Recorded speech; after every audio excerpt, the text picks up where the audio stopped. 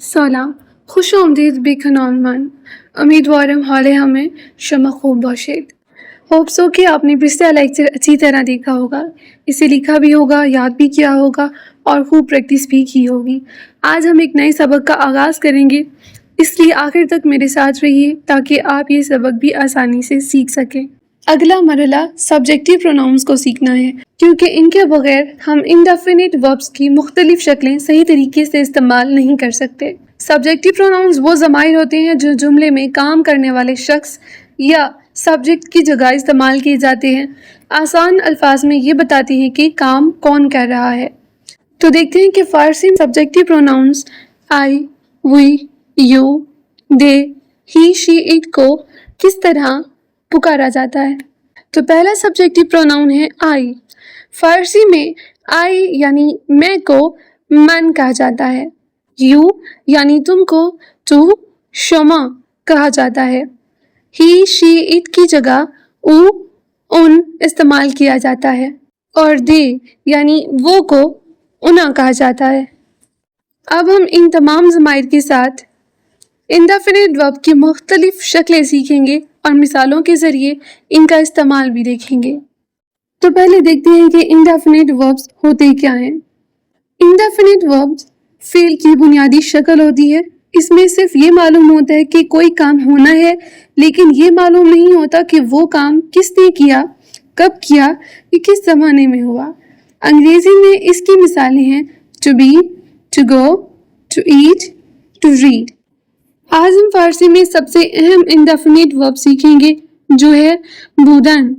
اس کا مطلب ہے ہونا اور انگریزی میں اسے کہتے ہیں to be.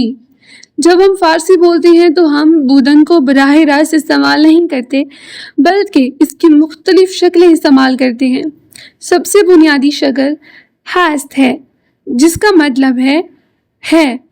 اب ہم مثالوں کے ذریعے سیکھیں گے کہ ہست کو جملوں میں کیسے استعمال کیا جاتا ہے اور روزمرہ گفتگو میں اسے صحیح طریقے سے کیسے بولا جاتا ہے. دیے گئے ٹیبل کی سب سے پہلی مثال ہے I am. آئی جو کہ سبجیکٹیو پروناؤن ہے، جسے فارسی میں من کہا جاتا ہے. جب یہ ایم کے ساتھ لگتا ہے تو اسے فارسی میں پڑھا جاتا ہے من هستم. I am. من هستم. You are. تو ہستی. He or she is. اون ہست یا پھر اون است.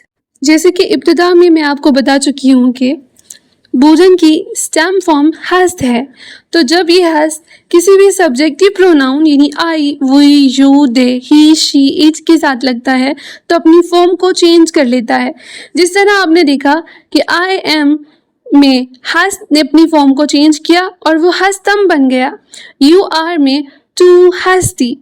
ہی، شی، اون ہست. وی آر ما هستیم. You are شما هستید. They are اونا هستند. ہست نے اپنی فارم کو چینج کیا. ہستم، ہستی، ہست، ہستیم، ہستید، ہستن میں. انگلش میں جب ہم جملہ بناتے ہیں تو ہم ترتیب کچھ اس طرح رکھتے ہیں، پہلے سبجیکٹ، پھر ورب اور پھر آبجیکٹ ہوتا ہے. لیکن جب ہم فارسی میں جملے بناتے ہیں تو پہلے سبجیکٹ، پھر آبجیکٹ اور آخر میں ورب لگاتے ہیں. آئیے کچھ مثالوں سے دیکھتے ہیں. جس طرح ایک جملہ ہے I am good. اسے فارسی میں تبدیل کرتے وقت ہم سب سے پہلے سبجیکٹ لگائیں گے، پھر آبجیکٹ اور بعد میں ورب. جس طرح I am good کو فارسی میں پڑھا جائے گا من خوبم هستم. دوسری مثال You are good. تو خوبی ہستی. یہاں دیکھیں پہلے سبجیکٹ لگا جو کہ یو، پھر آبجیکٹ جو کہ خوبی تھا گڈ اور آخر میں ورب ہستی لگایا. You are good. تو خوبی ہستی.